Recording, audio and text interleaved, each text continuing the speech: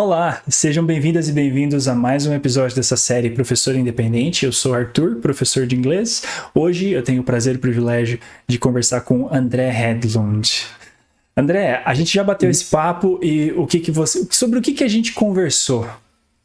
Olha lá, falamos sobre muita coisa boa, gente. Falamos um pouquinho da minha trajetória como educador, professor, autor, formador, docente e os caminhos que me levaram à minha nova, vamos dizer assim, meu novo hobby, né? Que é a ciência da aprendizagem, que tem me ajudado a entender melhor como o cérebro funciona, como a mente funciona, quais são as estratégias com base em evidência, né, da neurociência e da psicologia que vão nos ajudar a ensinar de maneira mais eficaz, ajudar os nossos alunos a aprenderem mais. Então, a gente falou sobre algumas, eu elenquei aí alguns conceitos importantes, porque eu sei que quem escutar vai atrás, corra atrás desses conceitos, dos autores, porque vocês vão se beneficiar bastante. Eu acho que esse é um episódio que a pessoa tem que ouvir com um caderninho na mão, porque tem muita coisa interessante para ser procurada depois. E só lembrando que a gente direcionou bastante essa conversa para professores independentes. E o intuito dessa conversa é usar esses conceitos para poder nortear um pouco melhor a nossa prática e que tipos de conceitos são mais aplicáveis para nós, a nossa realidade. Então, você é professor particular ou está querendo migrar para esse contexto particular, fica aqui com a gente, o papo foi muito legal. Então, acompanha lá. André, seja muito bem-vindo, muito obrigado por ter aceito esse convite. Eu que agradeço, um prazer enorme conversar com você, meu querido. Vamos lá, vamos falar sobre coisas interessantes, espero, né? Essa é a ideia. E com muita alegria eu digo que é um prazer conversar contigo novamente, porque a gente já teve outras situações que a gente se encontrou, foi sempre um prazer bater esse papo com você. André, começa falando pra gente um pouquinho da sua trajetória profissional, dali, de onde você veio e onde você está até agora, e elenca pra gente alguns pontos mais importantes ali dessa trajetória em termos de qualificação. Ótimo. E eu venho de uma trajetória incomum, eu diria, né? Porque eu sou um profissional que não saiu de letras, não saiu de pedagogia, inglês, que na verdade foi jogado no mundo da educação, né? Particularmente o mundo do ensino de inglês, simplesmente porque eu tinha essa competência, né? Que eu diria, não façam isso, gente, escolham pessoas qualificadas. Acabou dando certo comigo porque eu busquei qualificação, né? Depois que eu fui jogado aí nesse mundo. Mas eu comecei a dar aula de inglês em 2005.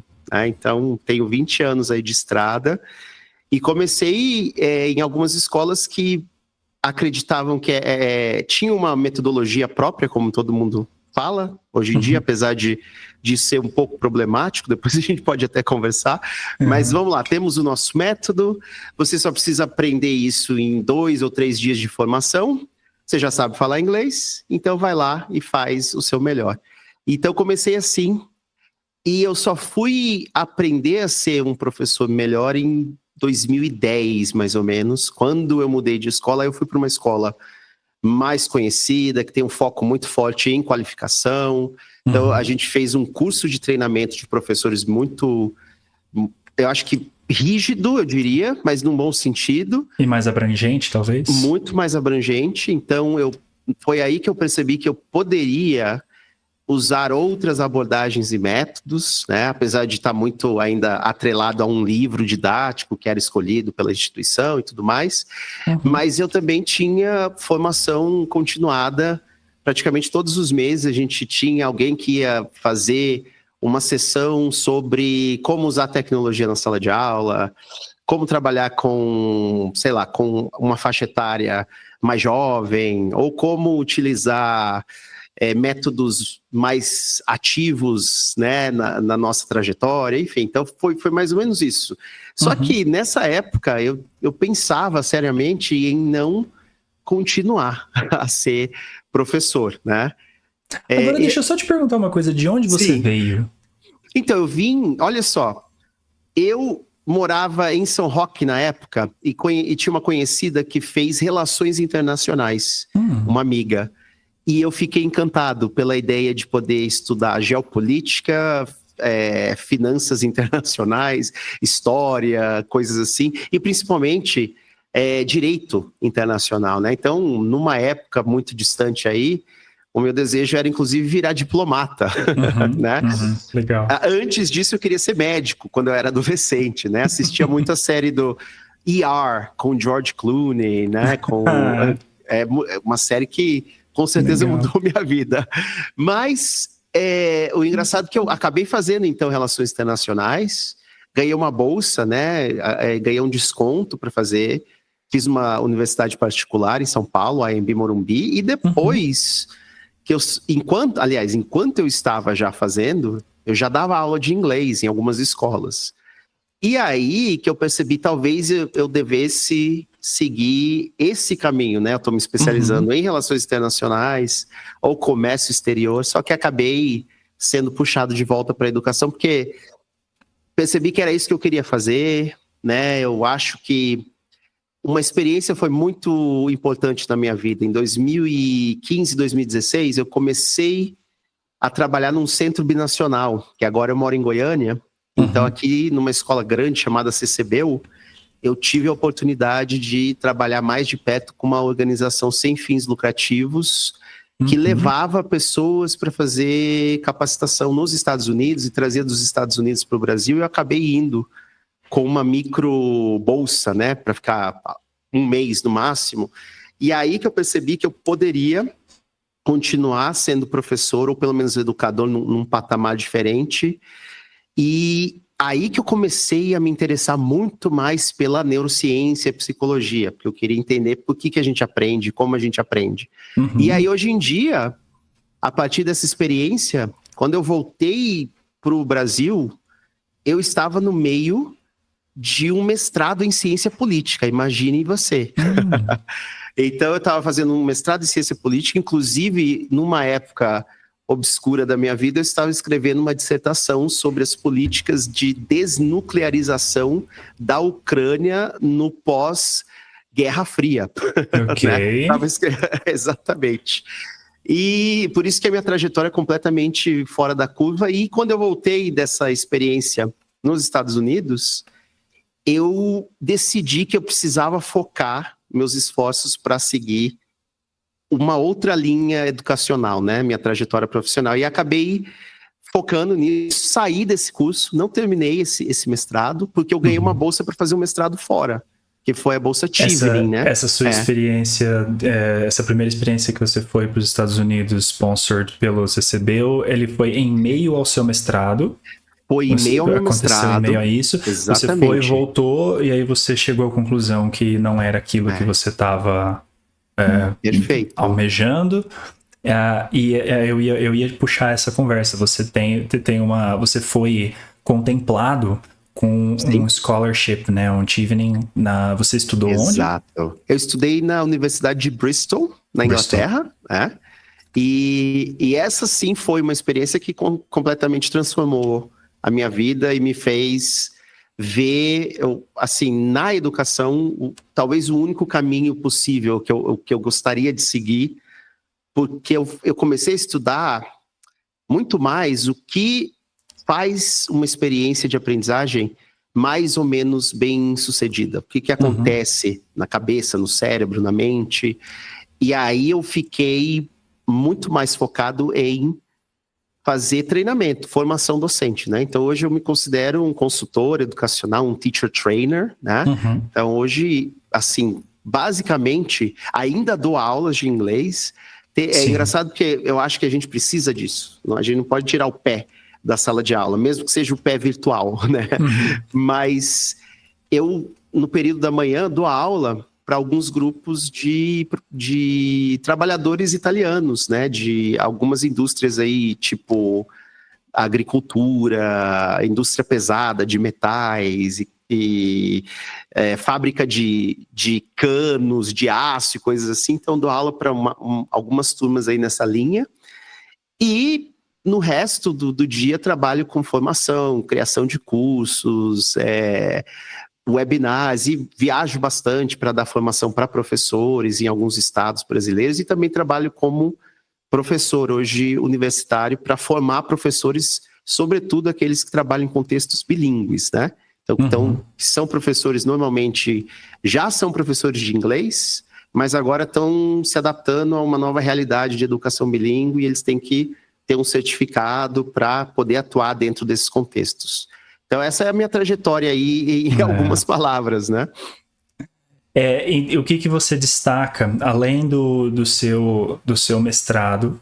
O seu mestrado, ele foi em psicologia, né? Em psicologia da aprendizagem.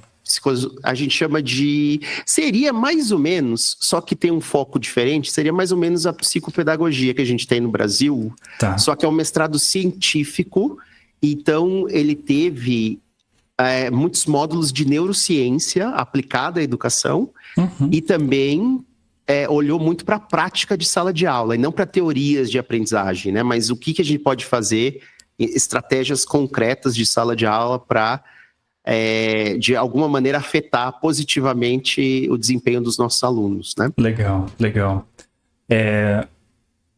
Além dessas qualificações, que são, acredito que a parte mais robusta da tua formação, quais outras qualificações você destaca aí que foram importantes para você? Perfeito. Eu acho que as mais recentes que eu consegui tem muito mais a ver com o que eu faço hoje, né? A minha atuação são sobre teacher training, né? Então, formação mesmo de professores. Aí eu fiz o Train the Trainer de Cambridge, né? Que foi uma experiência muito legal. Atualmente, virei um dos e-moderators do British Council, porque eu comecei a fazer uma certificação chamada de ACT, Assured Certificate in Teacher Education, que é especificamente para quem quer ser teacher trainer. Então, a gente fez isso aí durante alguns meses, em 2023, se não me engano. Essa é uma qualificação do British Council. Uma qualificação do British Council, muito interessante.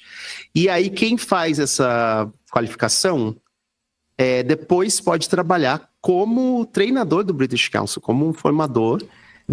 Aí você vai fazer algumas outras certificações mais curtas, né, para entender um pouco a estrutura, e você pode virar um e-moderator, que basicamente você é um moderador de turmas. Eu trabalhei com algumas turmas brasileiras de professores de inglês e uma turma da Jordânia. Foi uma experiência bem interessante. Legal. Aliás, foram 3 turmas, né, da Jordânia que eu trabalhei. E aí é basicamente moderar o que eles fazem na plataforma online, né, no ambiente virtual de aprendizagem do British Council, e fazer algumas live sessions, né? Então a gente tinha sessões ao vivo aí uma vez por semana com essas turmas da Jordânia. E aí também trabalhei como ACT Moderator. Então essa mesma certificação que eu fiz para ser teacher trainer, agora eu sou um dos tutores, né? Então eu dou esse curso para alguns. Tive só uma experiência até agora com professores e treinadores brasileiros, que foi muito boa, né? E acho que essas duas me consolidaram. Assim, né? A gente nunca para de estudar, mas eu acho que elas foram muito importantes para mim, na minha trajetória, porque como eu saí de relações internacionais, passando por até ciência política, eu acho que faltava uma qualificação mais relacionada a teacher training, né? Apesar de ter feito mestrado, que tem muito disso, eu não tinha nada, nenhum documento para provar que eu sou um teacher trainer qualificado, né? Então isso foi muito importante. Então eu diria que o Train the Trainer e o ACT do British Council foram as mais importantes. É interessante, né? Essas formações, as qualificações mais robustas, elas dão estabelecem alguns pré-requisitos, né, da nossa capacidade de interpretação de conhecimento científico, trabalha nos fundamentos ali do nosso desenvolvimento, e as qualificações mais específicas, elas vão levando a gente para os caminhos mais diretamente relacionados ao que a gente está buscando, né? Justamente. Bem isso. Por isso que eu já deixo uma dica para quem nos ouvir, né? Quando você descobrir a linha que você quer seguir, se qualifique, né? Acho que é muito importante, mesmo que não seja algo tão robusto no início, porque às vezes é difícil a gente conseguir entrar no mestrado, né? Se for um mestrado internacional, é mais difícil ainda, porque se você não conseguir uma bolsa, é caríssimo. Se você fizer alguns cursos livres, Muitos, inclusive, são gratuitos, né? Você consegue encontrar em plataformas internacionais. Isso é muito importante. Então, eu diria, façam algum tipo de qualificação, não fiquem parados, né? Não, é muito legal, com certeza. Acho que é o grande incentivo que a gente sempre busca, né? Essa série de vídeos eu uso como uma forma de dar alguma luz para professores independentes. Professores particulares, professores autônomos, os nomes que a gente normalmente atribui para essa categoria de professores que não estão ou predominantemente não estão vinculados a uma instituição, né? E a sua trajetória e do que eu conheço do seu trabalho, o que me inspirou a puxar você para essa conversa é exatamente esse seu interesse nas neurociências, em ciências da aprendizagem. Perfeito. Eu queria... Acho que é legal a gente direcionar um pouco o nosso papo agora para isso, que é muito importante para nós ouvirmos isso de você, de uma pessoa com a sua qualificação, com o seu calibre, de professores particulares independentes.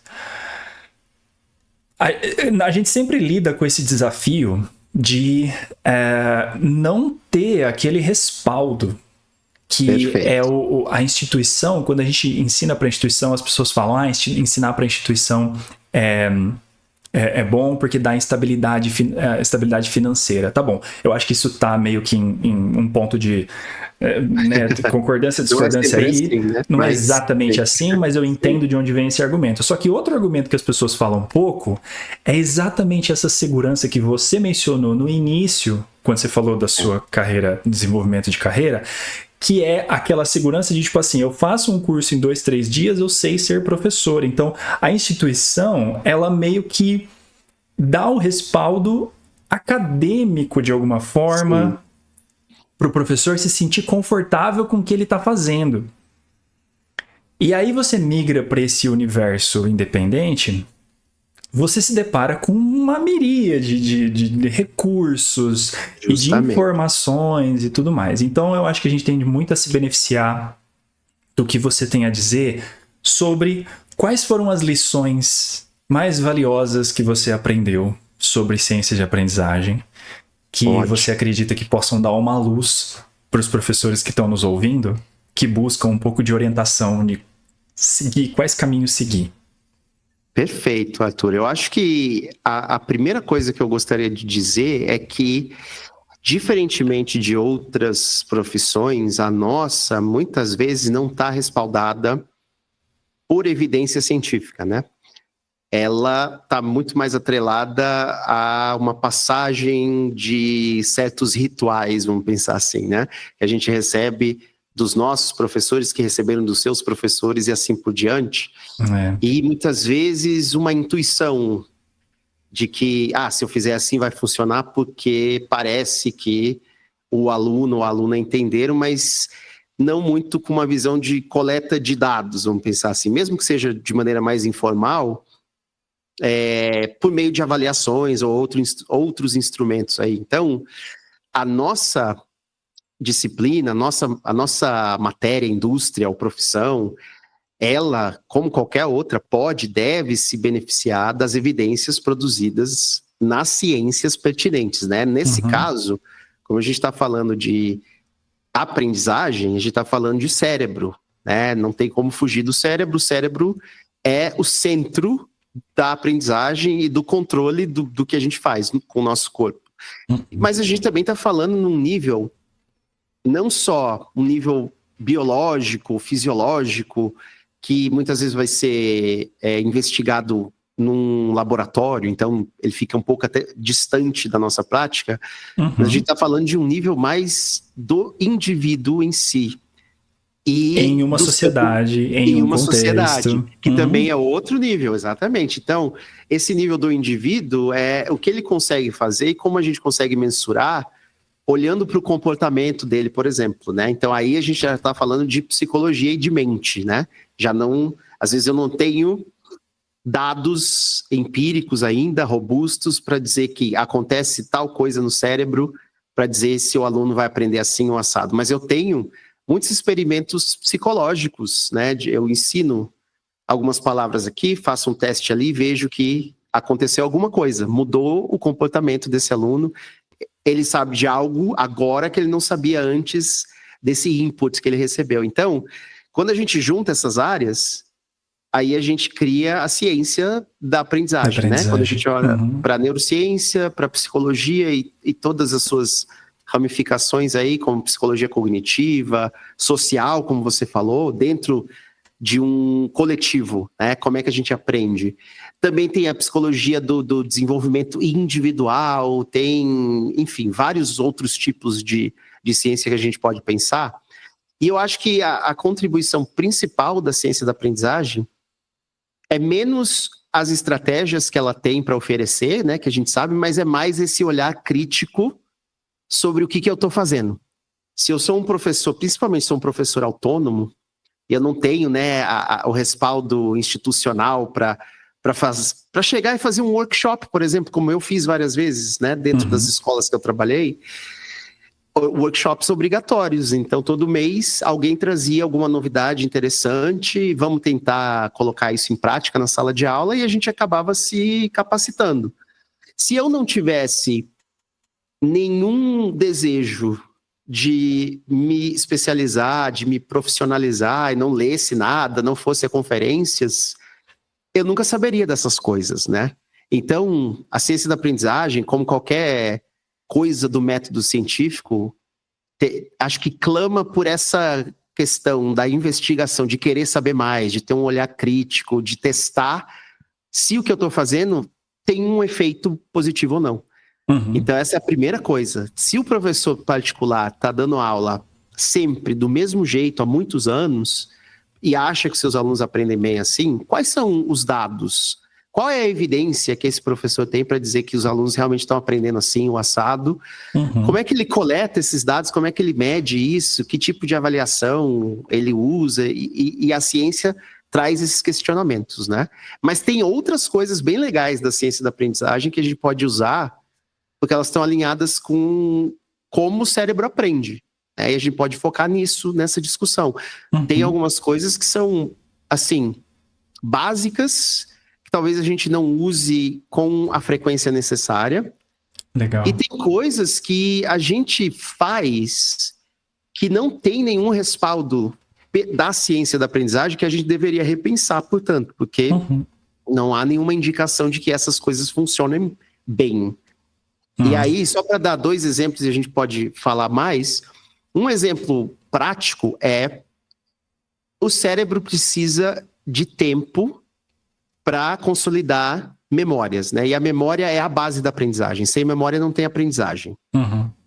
Tem muitas pessoas que falam, eu não quero que o meu aluno memorize nada, decore nada, eu quero que ele aprenda. Pois, então você está cometendo uma falácia, porque sem memorizar a gente não aprende nada. Tem muita coisa da aprendizagem que é memorização. Né? É memorização.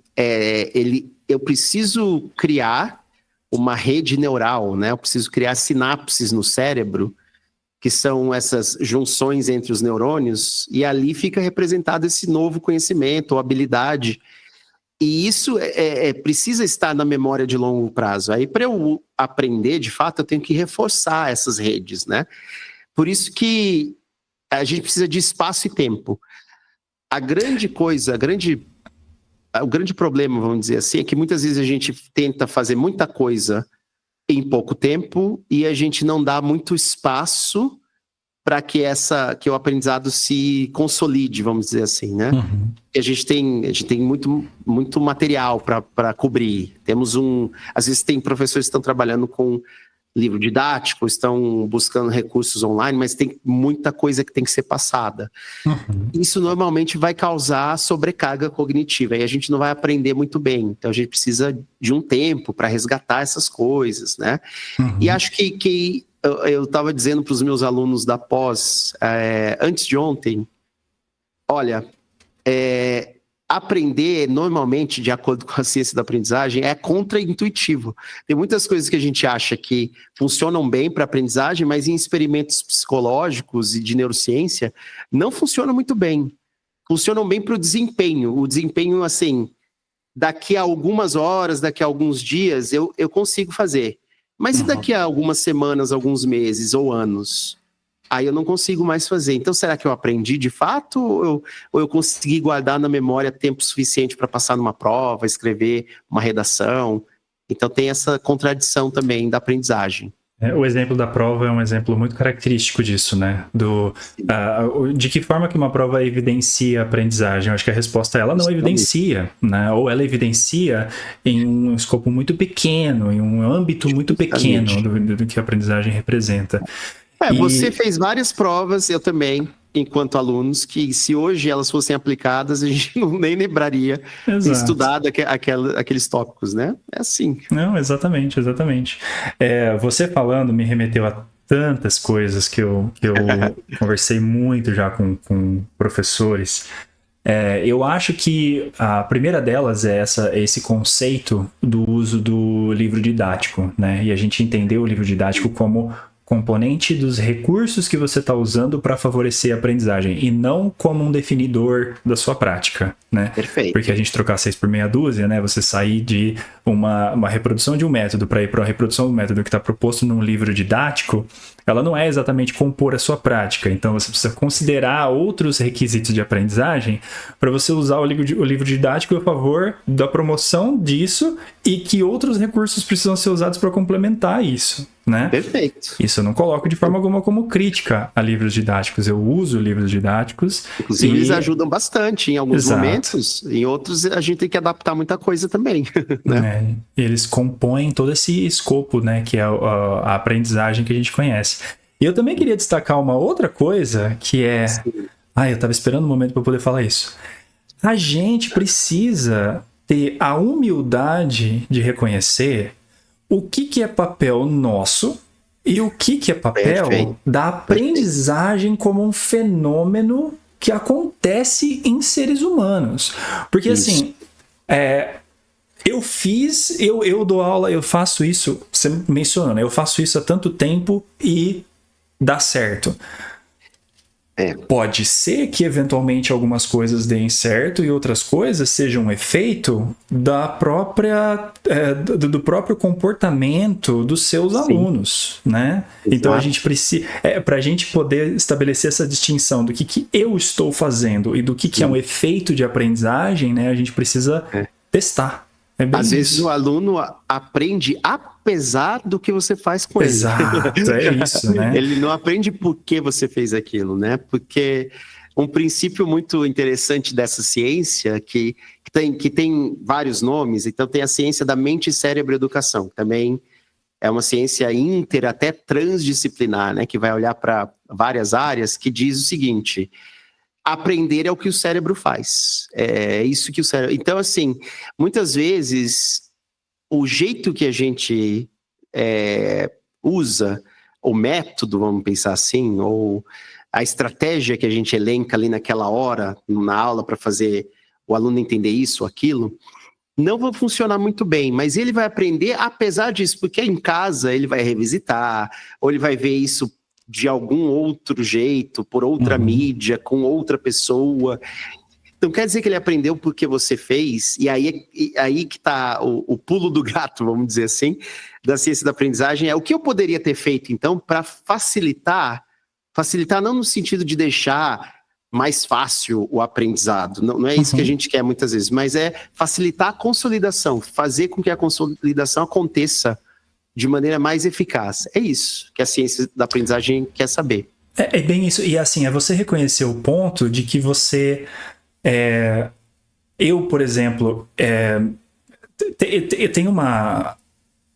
existe uma necessidade de conversar com os meus alunos sobre pontuação, né? Sim. Pontuação de textos e tal, né? Mas eu sinto que esse é um dispêndio de energia muito grande para o que eu consigo oferecer para os meus alunos. Então, eu entendo que o meu papel naquele momento é referir os meus alunos a um vídeo de uma outra pessoa. Ótimo. Falando sobre isso, falar, assista. Então, o meu papel nessa história é instruir qual caminho seguir para você, né? A gente acaba assumindo o papel de facilitador muitas vezes, né?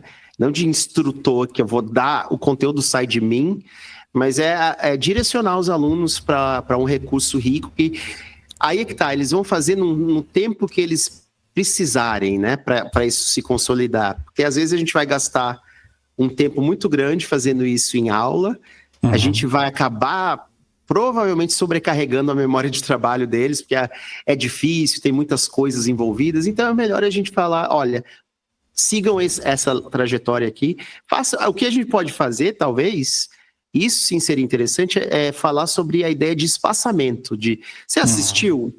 Assista de novo, e antes aí tente lembrar o que você lembra antes de assistir de novo, mas assista de novo daqui a 3 ou 4 dias, aí depois você anota, depois você tenta escrever um parágrafo, pontue, aí você volta no material aí para ver se você seguiu as regras direitinho ou não, aí sim a gente pode ajudar com estratégias de estudo mesmo, mas talvez instruir sobre aquele conteúdo não seja o nosso papel ali, como você bem disse.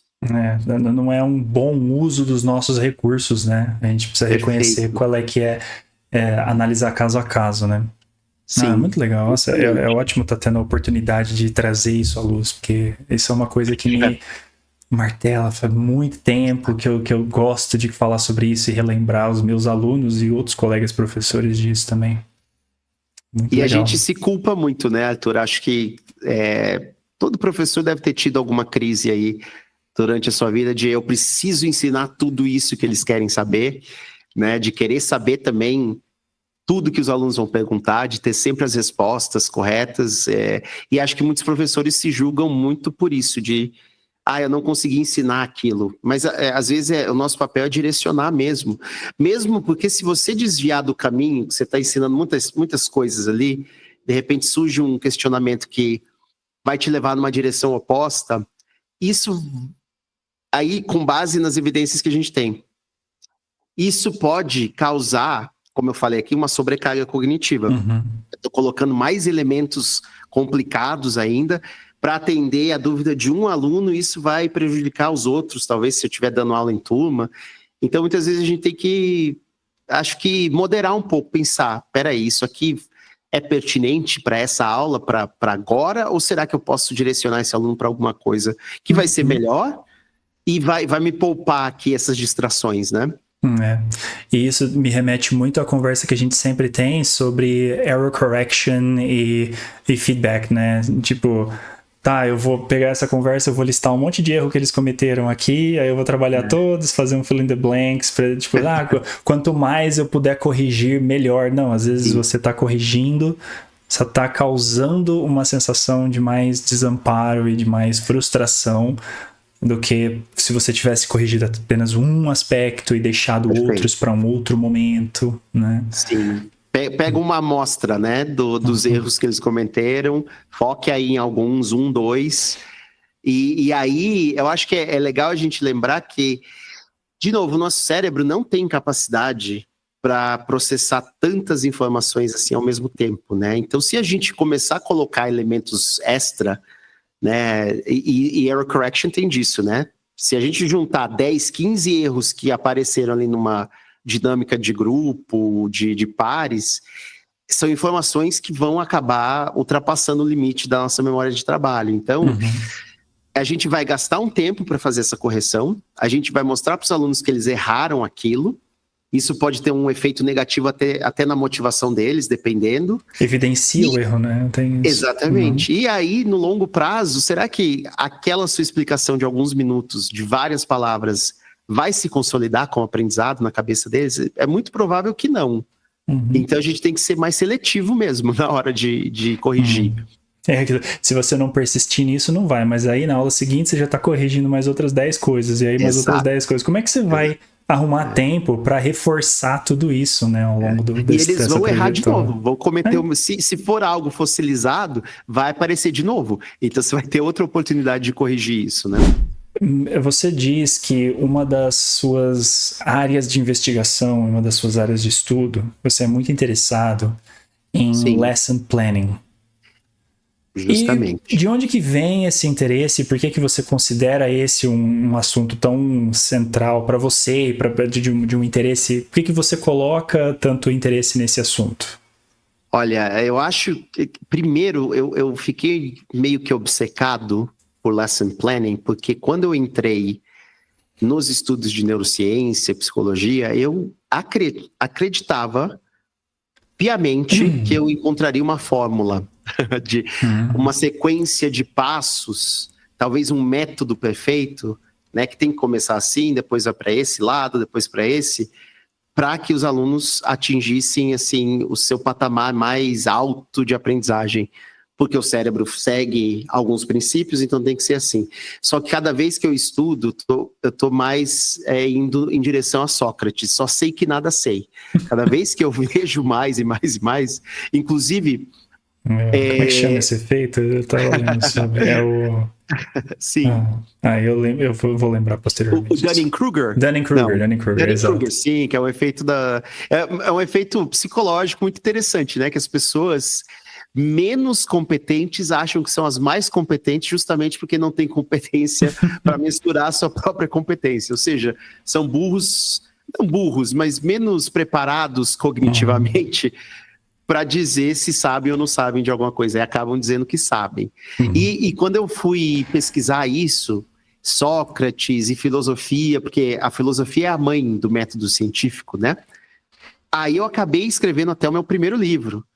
Então, aí eu entrei nessa parte de autoria de livros. Que é?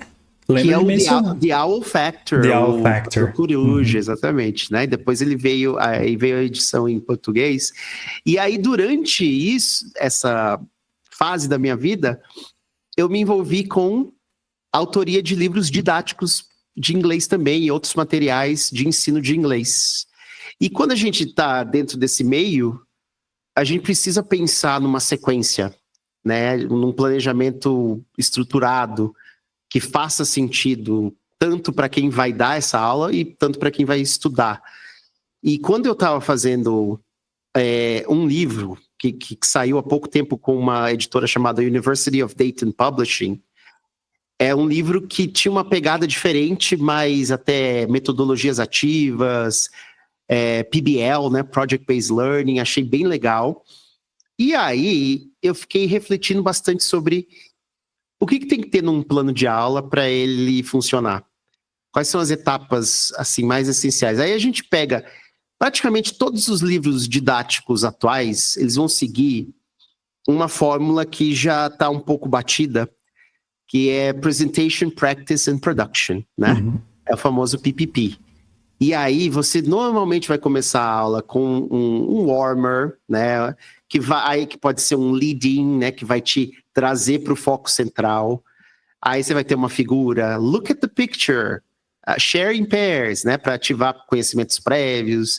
Aí você vai ter uma tarefinha ali, enfim. Então vai seguir muito isso. Você vai ter um more controlled practice, um less controlled practice. Até que você chega num diálogo, talvez se for um nível mais básico, ou você vai ter que fazer um trabalho em grupo, uma discussão, um debate, enfim. Por que essa é a fórmula que está sendo usada até hoje? Assim, há décadas, né? Aí eu comecei a pensar, eu acho que o plano de aula, pelo menos esse mais convencional, que a gente acaba usando porque faz parte do livro, ele tem que ser revisitado à luz da ciência da aprendizagem. Então, uma coisa que às vezes me incomodava bastante é que o production, que é a produção da aula, acaba em si mesma, né? Então, no final da aula, os alunos vão ter que provar, porque eles foram, né, ganhando confiança, usando as estruturas, eles vão ter que provar que eles conseguem usar aquilo numa tarefa de produção, né? Muitas vezes em pares ou até em grupos. Só que a consolidação não acontece ali, acontece no sono. Então aí já tem uma falha, talvez. Se a gente não resgatar isso na próxima aula e em outras aulas subsequentes, isso não vai ser consolidado como aprendizado, né? Então não vai aprender. Só que todas as aulas são mais ou menos assim. A gente tem um two-page spread, né? Que é uma aula, você tem lá unidade 1, aula 1. Aí no final você tem às vezes você tem um self-assessment ali, que é agora eu posso, né? Now I can. Use não sei o que para fazer não sei o que. Tá. agora você pode, não quer dizer que daqui a uma semana você pode também. Então eu comecei a pensar muito nisso. O que a gente teria que colocar num livro didático, por exemplo, ou num handout que a gente vai dar para uma atividade, ou até num worksheet mais longo com várias atividades, para que isso tivesse mais alinhado com a ciência da aprendizagem, né? E aí o lesson planning é inevitável, a gente precisa inserir alguns elementos aí, né? Senão, no fim das contas, muita coisa vai ser esquecida mesmo, não vai ser aprendida. E quais foram algumas conclusões que você chegou? E quais foram, talvez, algumas coisas que você começou a implementar, que você sente que outras pessoas também podem se beneficiar? Com certeza. Eu acho que essas coisas que eu comecei a usar, que estão alinhadas com a ciência da aprendizagem, elas vêm em 3 categorias importantes, né? A primeira categoria é essa que eu já citei aqui, que tem a ver com a carga cognitiva, que é basicamente o limite ou a capacidade que a nossa memória de trabalho tem. Inclusive, eu tenho meu cérebro para mostrar aqui, né? Olha lá, vou mostrar meu cérebro. Então, se a gente olhar para o cérebro, a parte frontal, chamada de lobo frontal, tem um hub, que é um espaço onde a gente encontra a memória de trabalho. Então, a gente consegue ver em estudo de neuroimagem. Quando eu apresento uma informação nova para uma pessoa e vou mapear o que está acontecendo no cérebro, pode ser numa tomografia ou outro tipo de técnica, eu vou ver que aqui, no lobo frontal, tem muita ativação, justamente porque a memória de trabalho está aqui. Quando eu chego num determinado limite, porque eu ultrapasso a capacidade da memória de trabalho, a gente não vai aprender. Aí a gente passa por uma coisa chamada de sobrecarga cognitiva. Então, a carga cognitiva é o primeiro conceito muito importante. A gente precisa entender o que está aumentando demais essa carga cognitiva para tentar otimizá-la, não necessariamente reduzi-la. Porque será que eu estou ensinando algo que é intrinsecamente difícil e aí vai ter uma carga alta mesmo? Ou será que eu, do jeito que eu estou ensinando, o método que eu decidi usar, está complicando mais esse negócio que não deveria ser tão complicado assim? Aí eu estou adicionando a essa carga. Aí eu preciso rever e pensar, será que existe uma maneira mais fácil de eu ensinar isso? E esse é central, porque aí você está no primeiro filtro, talvez, ou gargalo, vamos pensar assim, da aprendizagem. Porque se o conteúdo nem conseguir entrar pela memória sensorial para chegar na memória de trabalho, para aí depois ser consolidada com o aprendizado, se nem chegou aí, é óbvio que não vai ter nada lá no final para aprender. Então a gente precisa pensar nisso. Mas a outra coisa mais importante é a questão contraintuitiva do aprendizado. A gente acha que a gente tem que facilitar o aprendizado, né? Então, muitos professores aqui que vão escutar a gente, muitas vezes cometem, eu diria que isso é um erro, com base na ciência, cometem o erro de falar, eu quero facilitar o seu aprendizado. Cuidado com essa palavra facilitar, porque tornar algo mais fácil para o cérebro não é necessariamente fazer com que ele aprenda de maneira mais eficaz. Muitas vezes o efeito é contrário, porque a gente tem que ter um esforço cognitivo para construir essas redes neurais, né, de neurônios, para criar o espaço físico dentro do cérebro para aquela memória, para aquele conteúdo. É mais ou menos assim, eu vou facilitar o seu, sei lá, você está fazendo academia, então o seu workout, né? Você está lá, malhando. Se você for um personal trainer e a pessoa está sofrendo um pouco, você fala, não, eu vou facilitar. Mas será que eu tenho que facilitar ou eu tenho que apoiar? Porque se você não chegar num nível minimamente adequado, tem um processo fisiológico de liberação de ácido lático. Se não acontecer, ele não vai danificar um pouquinho as suas fibras musculares e os músculos não vão se desenvolver. Então, se você fizer abaixo desse nível, facilitando, vai ser melhor. A pessoa não vai sentir tanta dor, enfim. Mas ela não vai chegar no objetivo dela. Você vai concluir uma série, que é um dos objetivos, você concluir a série, mas você não chega ao objetivo final, que seria você ganhar o desenvolvimento que você espera. E aí você facilitar uma aula O equivalente seria você chegar ao final da aula com o aluno se sentindo bem por ter processado aquela informação, mas não necessariamente aquilo ter sido um esforço que vai levar ele adiante no processo de aprendizagem. E eu acho que o exemplo mais contundente, acho que me preocupa mais, é a utilização das inteligências artificiais, que elas são muito legais, eu uso para fazer várias coisas, mas se eu usar uma inteligência artificial enquanto aluno ou enquanto professor numa aula, para fazer o trabalho cognitivo no lugar do cérebro daquela pessoa, aí a pessoa não aprende. Então, se eu, por exemplo, a gente que dá aula particular, muitas vezes a gente quer que os nossos alunos treinem uma skill, uma habilidade, né? Porque a gente trabalha com isso. Então, eles têm que treinar listening, né? Ou eles têm que treinar writing, por exemplo. Se ele precisa escrever um parágrafo para treinar writing, para treinar a pontuação, por exemplo, e ele pedir para o ChatGPT criar esse parágrafo para ele, ele não fez. No cérebro dele, ele não fez. Ele simplesmente deu um prompt para o ChatGPT, o ChatGPT fez para ele, aí ele leu. Aí, o ler é uma receptive skill, né? Então, ele recebeu um input, ele recebeu nova informação. O escrever é uma productive skill, que vai exigir várias áreas, né? Ele então, pode até ter lido criticamente, mas ainda não é o que igual. A gente quer, né? Não vai ser igual. Então, acho que e aí tem esse conceito que eu estou falando, que seria o segundo, né? Depois de carga cognitiva, é chamado por um psicólogo americano, que cunhou, inclusive, né, o conceito de desirable difficulties, né? São as dificuldades desejáveis.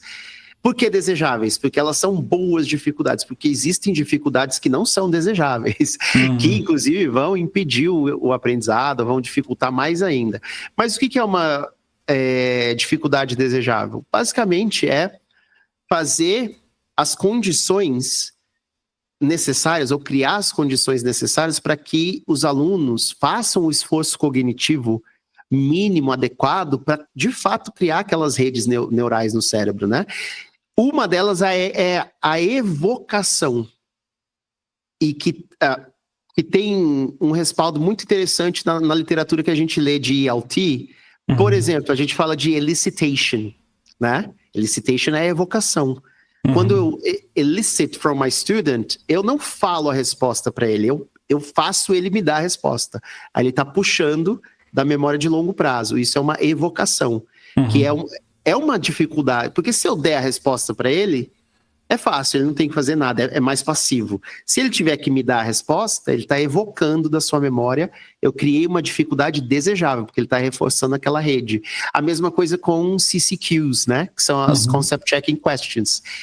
Eu acabei de dar um input, uma nova informação, e aí os alunos, normalmente muitos de nós fazemos isso, vocês entenderam? So, everything okay, guys? Did you understand? A maioria, para evitar exposição, vai falar sim, a gente entendeu. Mas será que eles entenderam mesmo? Então é melhor fazer uma concept checking question. O que é isso que eu acabei de falar? Né? Ou seja, uma resposta objetiva que eles de fato vão ter que buscar na memória o que foi ensinado agora. Não simplesmente yes or no. Mas, so what were we discussing? O que a gente estava discutindo aqui? Aí, a gente falou disso, muito bem. Isso a gente chama de retrieval practice, que é uma prática, em português a gente traduz como prática de lembrar, que é a evocação, é trazer de volta aquela memória, que é uma dificuldade desejável. Então a gente tem que fazer isso com mais frequência nas nossas experiências de ensino e aprendizagem, né? Que pode ser uma estratégia frustrante em um primeiro momento, mas a partir do momento que os alunos entendem que você vai começar a fazer aquilo com frequência, os alunos começam a responder melhor e já se preparar melhor para o que vai acontecer. Eles notam o ganho também, acho. Acho que depois de um tempo eles notam que tá funcionando bem. Já percebem que o que está sendo perguntado tem um motivo para ter sendo perguntado, né? Sim. Eu tenho uma prática que os meus alunos, a priori, quem começa a fazer aula comigo odeia, que é assim, eu gosto de fazer um fill in the blanks, eu tento variar, mas eu a gente ainda usa uns fill in the blanks nas nossas aulas, né? Eu faço uns fill in the blanks, só que em umas 3 ou 4 etapas. Então, o mesmo exercício, depois que um aluno termina de completar, o que eu faço? Eu venho cobrindo as respostas. Eu tenho essa facilidade de usar o Docs. E aí eu venho cobrindo as respostas, né? Aí o que eu faço depois? Eu peço para o meu aluno falar a resposta que estava naquela atividade. Perfeito. Que é um segundo momento do fill in the blanks. Porque não pode ser o final do fill in the blanks. Eu tenho o segundo momento do fill in the blanks, tá? E eles odeiam no começo. Só que 3 meses fazendo aula comigo, eu falei, ele vai apagar, então é melhor eu me preparar para... E aí você está trabalhando, olha, é perfeito o seu exemplo, Arthur. Acho que você está trabalhando em 2 momentos, que é o momento da codificação e o momento da evocação. A codificação tem a ver com a atenção. Se eu sei que meu professor vai fazer isso, eu me forço a prestar mais atenção lá no começo, né? Porque se eu não prestar atenção, eu não vou conseguir lembrar. E você está repetindo a prática de lembrar, o retrieval practice, que a gente pode fazer dessa maneira e de outras maneiras.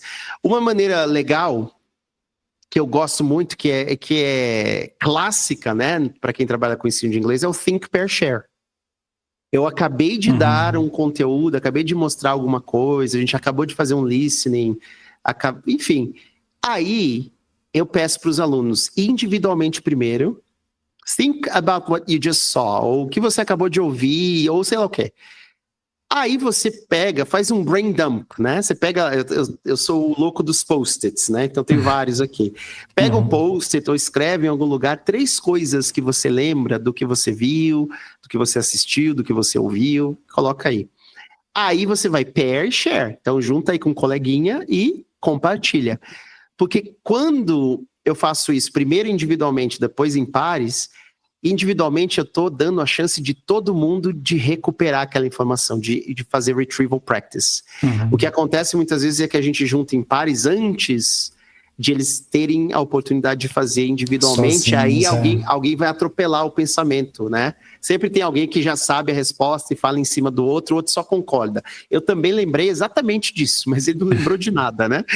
E aí, a parte da socialização, da interação é muito importante também, que aí já tem a ver com o terceiro conceito. Eu falei de carga cognitiva, dificuldades desejáveis. O terceiro conceito tem a ver com o que os psicólogos chamavam há muito tempo de non-cognitive skills, ou de soft skills, vamos pensar assim, que esses nomes não são muito bons hoje em dia, mas são coisas do tipo autorregulação, metacognição, coisas que vão acabar entrando nesse umbrella aí do socioemocional, né?